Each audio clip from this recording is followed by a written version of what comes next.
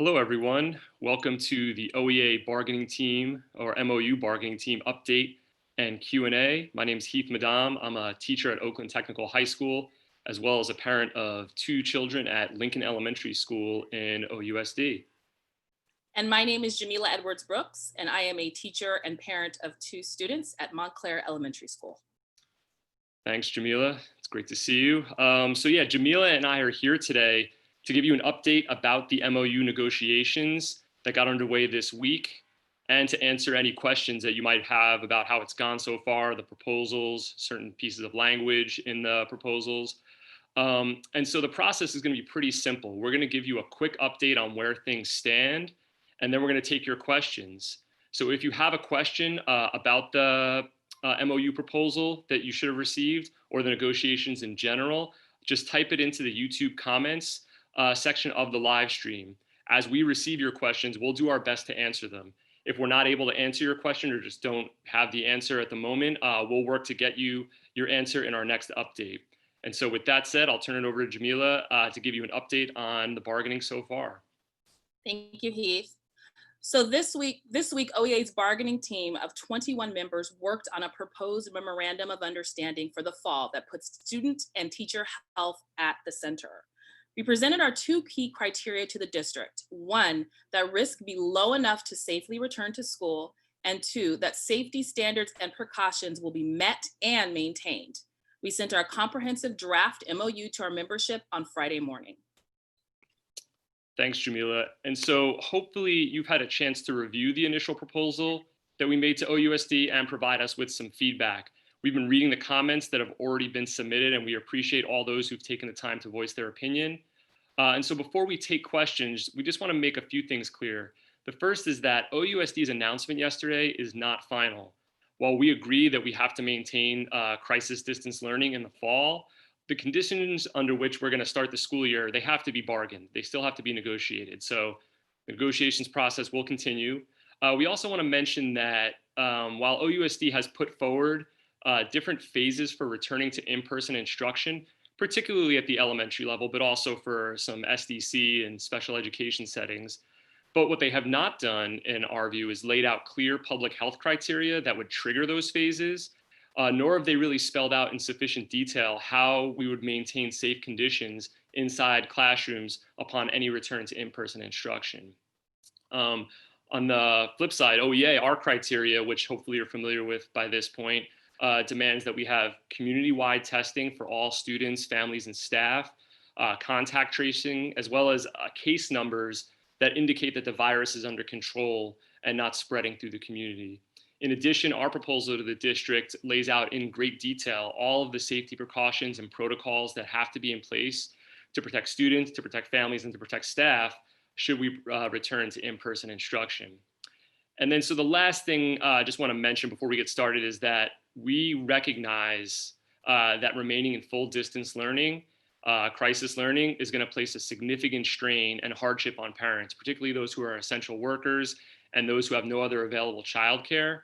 And so, yeah, we recognize distance learning is far from ideal. It does not replace in-person instruction in the classroom by any means. But the safety of students, families, and educators and the community at large is paramount and has to come first. And so with cases still kind of rising and not being clear that the situation is under control and not the safeguards in place that we feel are necessary, that's why we're advocating to maintain distance learning at this time. We do want to get back to the classroom, but we have to keep people safe. And so the last thing is just, this is an issue that impacts OEA members like Jamila and myself, both of whom have school-age children in OUSD schools. So with that, I'll turn it over to Jamila. At this time, we will take your questions. Remember to chat them, put them in the chat. We may not be able to answer all questions now, so if we cannot, we will answer them during our next live stream. So Heath, our first question is, how are we realistically supposed to handle the workload? Yeah, it's a good question. And just before I answer real quick, the process we're going to use is that Jamila, who's already been working today, doing another live stream for the PIC committee, is going to ask the question. I'm going to respond first, and then she's going to go second. And just want to clarify that so folks don't feel like I'm just speaking too much. So yeah, Jamila, that's just the process we worked out. But yeah, as far as the question about, yeah, how are we going to balance the workload? I mean, it's going to be a challenge, right? Like, I think all of us recognize that, especially those of us with kids, that it's really difficult to manage your teaching or your regular workload at home when you have kids and you're trying to manage their distance learning platforms or making sure they're logging into their class or doing their work. Um, and so we're really trying to balance between the schedules of teachers and parents. Um, we've heard from parents that want distance learning to work better for students. We've kind of tried to address that in our proposal to the district. And we're also thinking about the needs of, teachers and just parents who are caregivers as well. So just know that it's something we're thinking about and trying to figure out different scenarios to try to make this work, recognizing that there has to be some amount of synchronous learning going on um, in the fall. So yeah, I guess that's how I would answer it. What would you add, Jamila? I wouldn't add anything more except to keep in mind that we have a huge team of bargaining members that are coming from various perspectives of all our rank and file members. And I would say the one thing we all have in common is a very huge workload anyway. So we're definitely going to keep that front and the center. What can we do to make this most manageable for everybody and to make it most meaningful for students as well? Okay, next question. I am very concerned that we do not have the staff and money to do the cleaning protocols outlined in the MOU. Does the district have funds to clean? So I'm not an expert on the district's budget, but I would say that, yeah, we are advocating for increased kind of cleaning procedures in our proposal to the district. And I guess I would say that it seems like in our society, the funding is there. It's just the state and federal government has to provide school districts with the resources necessary to make this work. Um, yeah, I mean, I think the money, it's not an issue of whether or not the money can be there. It's just the political will to put it there to make sure that students, families, and teachers are safe. Um, I would say if we went back in a limited capacity, it seems like maybe there would be the opportunity to not, if like the high schools weren't going back at some point, maybe there would be enough staffing, but I don't know. I think the reality is we just need more resources in the district. I would agree. Is OUSD's current proposal at all more specific than the ridiculousness they publicized in the news and in their emails? Great question. So I think we'll be able to share their proposal with members soon. We're still kind of going through it and trying to generate questions and clarify things so that when we do share, we can kind of clarify what our understanding is about what the district means. But yeah, there's a lot of spaces in their proposal that are left very vague, where there aren't real protocols lined out for exactly how things will work. So for example, in our proposal, as hopefully you all have seen, for just nurses in particular, there's a whole series of like, how would nurses do their work inside schools if they were to reopen, if, we had mass testing, tracing, and a manageable or a very low incidence of cases if we were to go back. We've spelled that out in detail. Same thing for speech language pathologists, same thing just for teachers in terms of signage, in terms of numbers in the classroom. Their proposal that we received, I can share, just it's from my viewpoint, doesn't contain a lot of detail.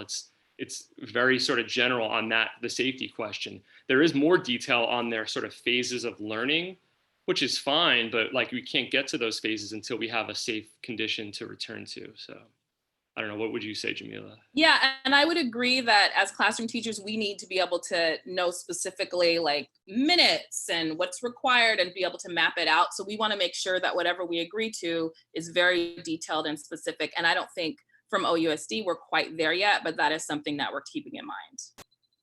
Our next question, in the case of 100% distance learning, will we still have access to our classrooms to get materials? Are teachers, staff expected to work on site during crisis learning, even though students will be off campus? So there's kind of two questions there in one. Yeah, that's a good question. I feel like we briefly started talking about that in we've been talking about so many different things as a team. I think it came up briefly, and I've definitely heard that comment from others too. I think one of the bargaining team members, Tim Douglas, had raised that some members had asked that question. I don't know the answer. That's something we have to take back and discuss. On the one hand, I get it. I know for myself personally, just in general outside of the pandemic context, but I think it would be true now, is like I'm much more productive when I get in my classroom in terms of getting things done. I just focus better. It's hard at home. And so I can understand wanting to do that. I guess the worry from my perspective as just an individual, not as a not speaking for the bargaining team, is like, can we like really send that message that the teachers are inside the school doing work and the kids aren't there? I just think that could get complicated, but we haven't talked about it enough. We will bring it back and discuss it and try to figure out what our thoughts are on that. I don't know. What are your thoughts, Jamila? Yeah, and I think we just want to make sure we're safe. So even if some of us do want to go back, we want to make sure that you're going back to environments that are safe, because if more than one teacher is there, we just want to make sure we're safe. So Heath, if you remember, one of the phases that the district has talked about is potentially live streaming your in-person teaching. And so the question is, do you think the district will expect us to do that? And it seems really complicated for younger kids, especially TK and K. Yeah, I'm seeing this question. We talked about this briefly, that, in a scenario where we were back in the schools, and again, that can only happen if the two criteria are met. The question of maybe some families don't feel safe sending their kids back yet. Maybe they have an immunocompromised family member at home or that they're in close contact with, or the student themselves, they can't take that risk. And so, the idea that the teacher would then be giving instruction in school while also live streaming the instruction for the student at home.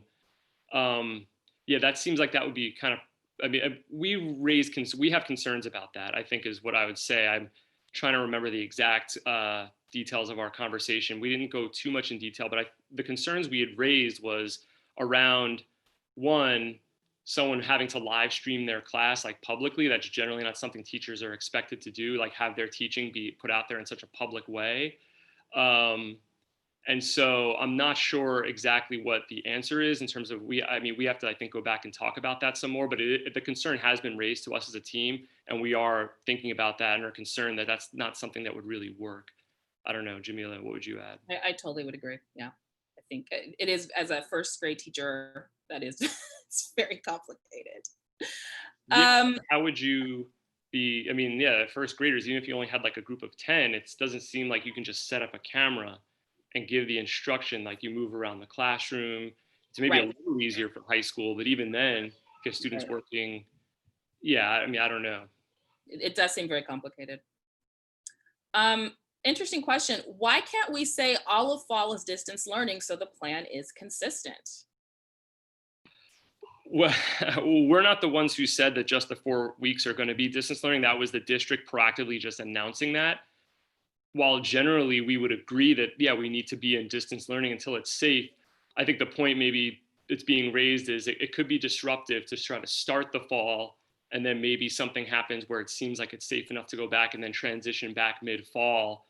That's something I think we're looking at. I think maybe just we're balancing that with the reality that if the virus were under control, and if, we had testing and it seemed safe to go back, that we might want to open maybe before the end of fall. It seems like maybe that's very unlikely, unfortunately, given the context that we're living in.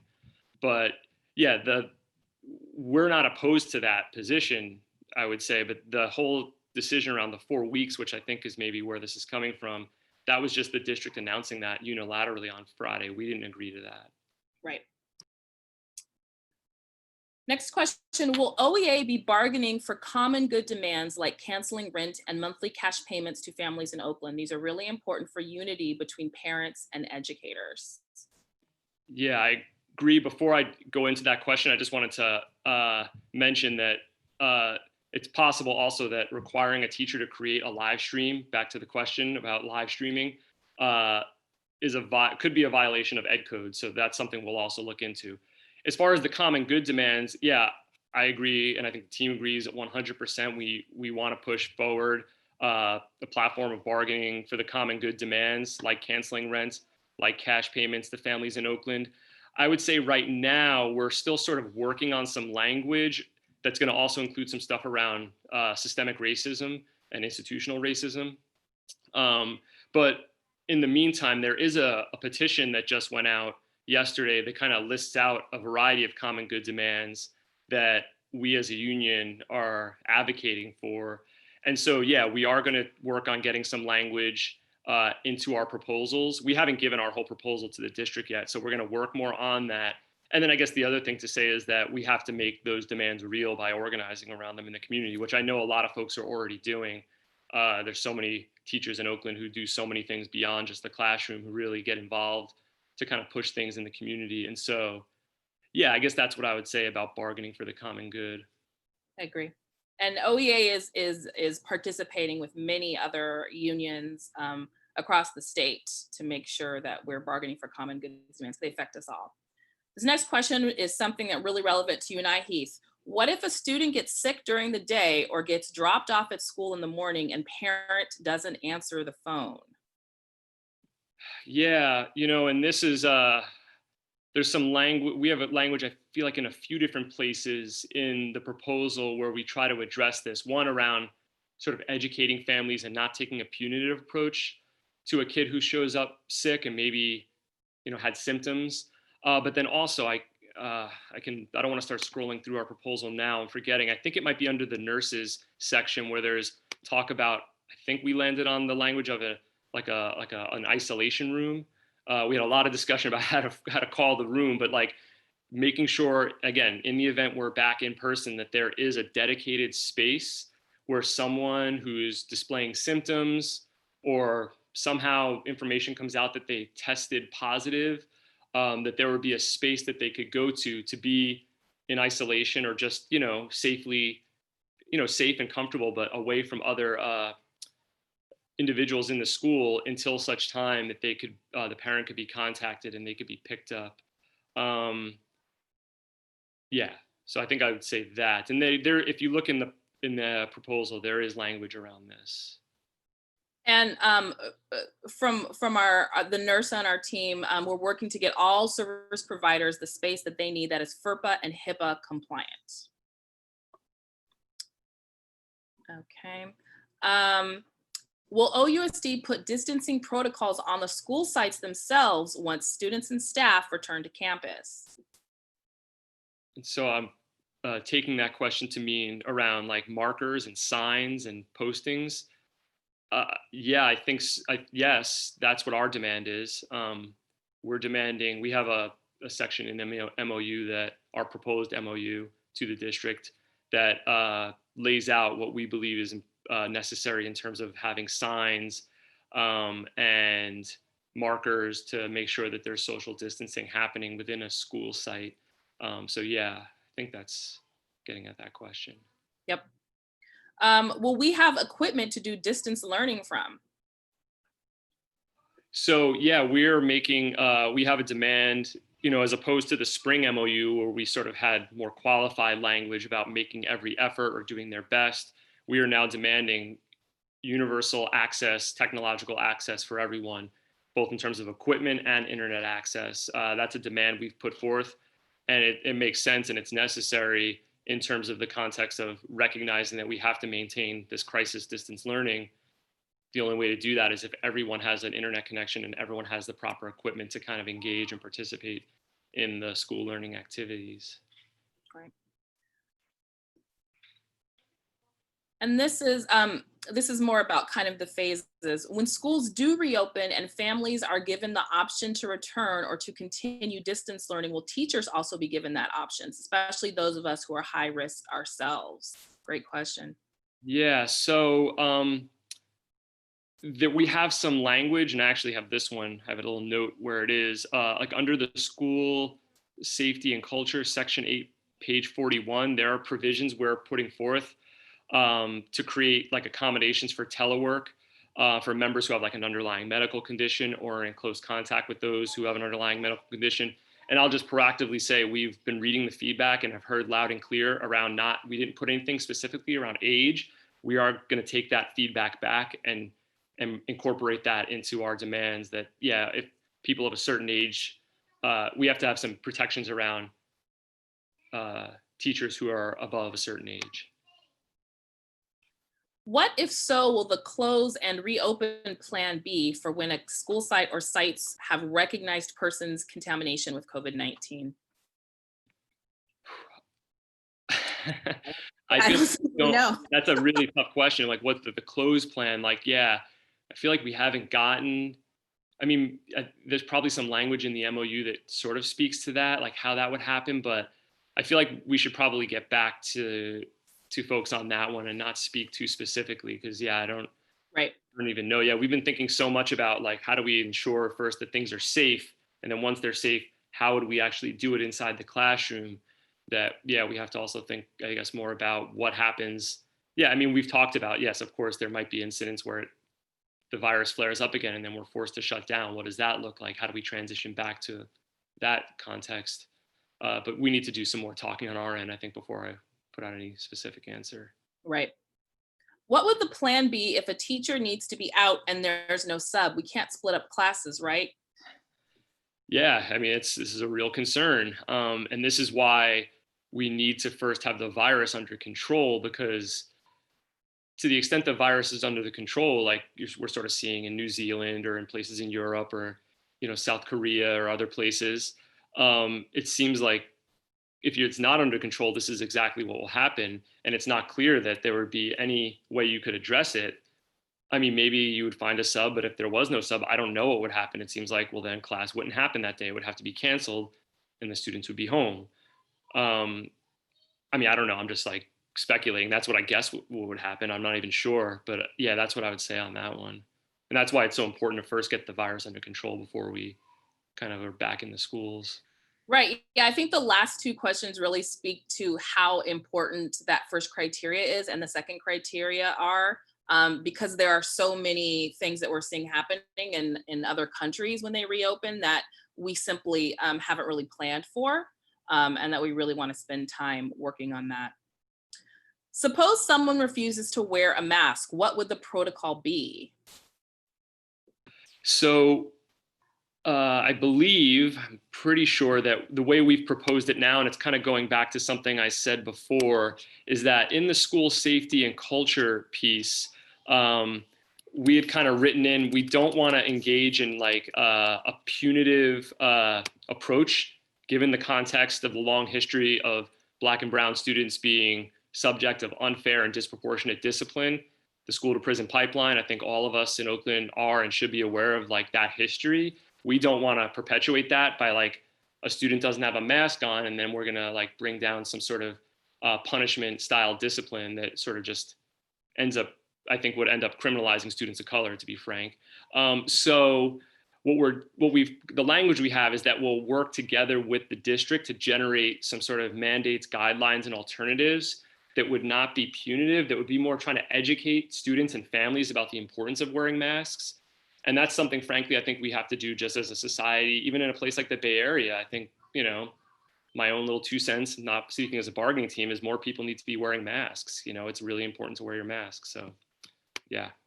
Yeah, and as speaking as a lower elementary teacher, you really could spend your whole day working on mask wearing. So again, this speaks to our criteria, making sure we have a significant reduction before even considering stepping a foot onto campus, knowing that with little kids, it's going to be really hard to enforce mask wearing.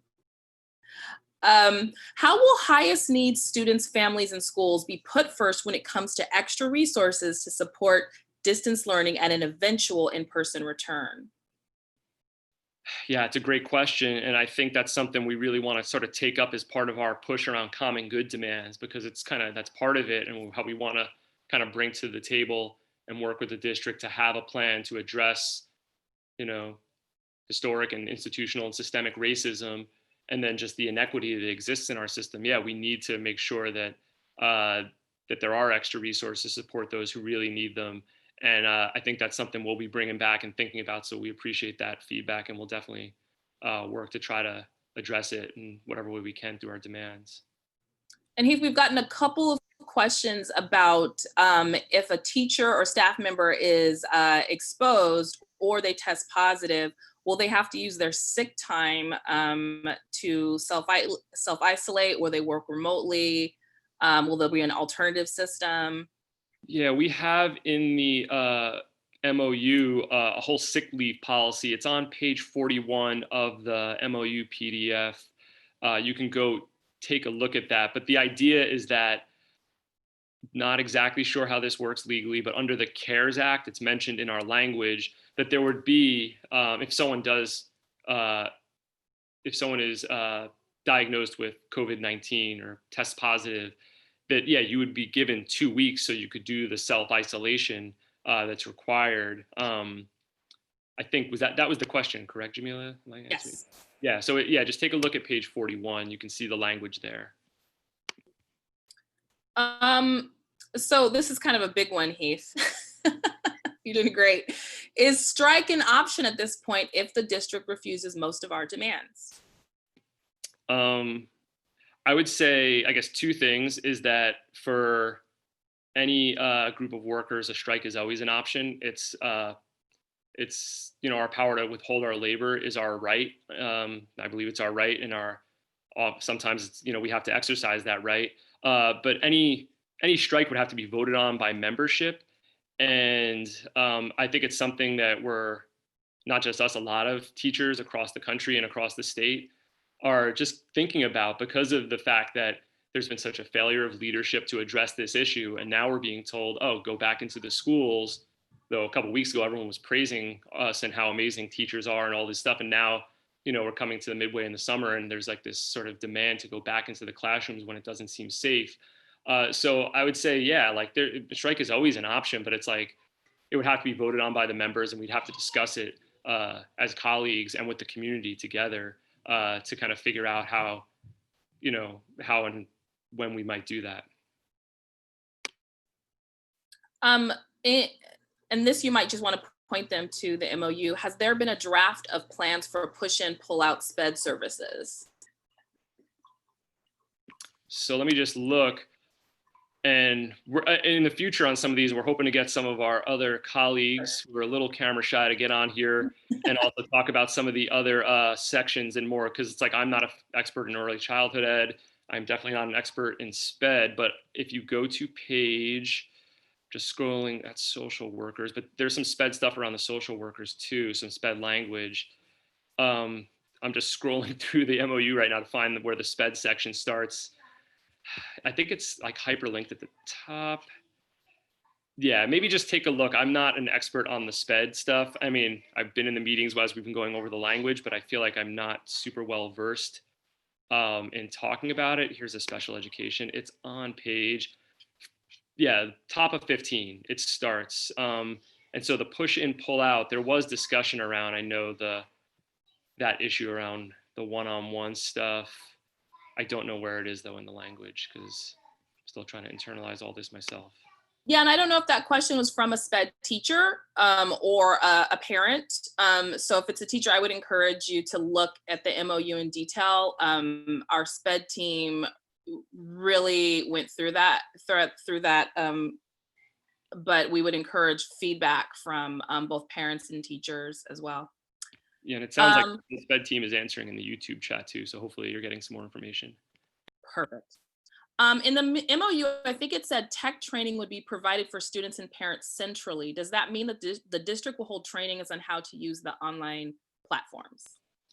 Well, yeah, that's our vision, is that there needs to be some introduction to whatever online platforms are being used, both, I mean, maybe centrally. I think there might be some school site based ones I could envision, because elementary is obviously very, like we've already kind of highlighted, can be very different than high school. So if you're using Seesaw, Jamila, and I was using Google Classroom, and we wanted to have parents kind of be familiar, high school parents be familiar with Google Classroom in more depth, be familiar with Seesaw in more depth, there might be like separate trainings depending. But yeah, that's our vision, was, yeah, there would be a lot of training and resources for parents to really make the distance learning more meaningful. Right. I think we learned a lot from the spring, and now we have a lot we can improve upon. And I do think we want to underscore that if we do crisis learning in the fall, which we're really advocating for, we're hoping that we really make it a lot more meaningful for students than it was in the spring. We're really working on that. In the OEA criteria, is testing going to be mandatory for staff or just encouraged? And what language will be in the contract to protect confidentiality? Yeah, these are good questions. We had a discussion around this. And you know, there was some bargaining team members who were concerned about making it mandatory, and there were others who I think kind of compared the situation to you know, school mandated vaccines or other kind of like TB tests.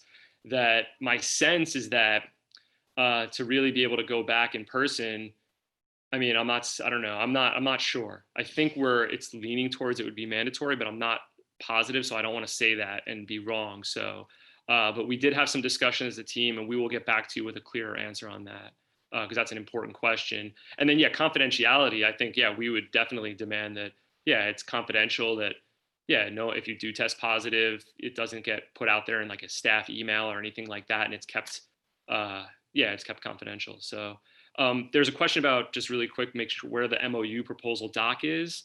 Um, I don't, I mean, it was emailed out, right, Jamila? Where do people find it? Is it Yeah, on the, it was emailed out. If you don't have it, I would recommend, if you are a teacher, if you don't have it, I would recommend contacting your representative, your site rep, and they can send it to you, or any member of the bargaining team can send it to you too. That's my recommendation.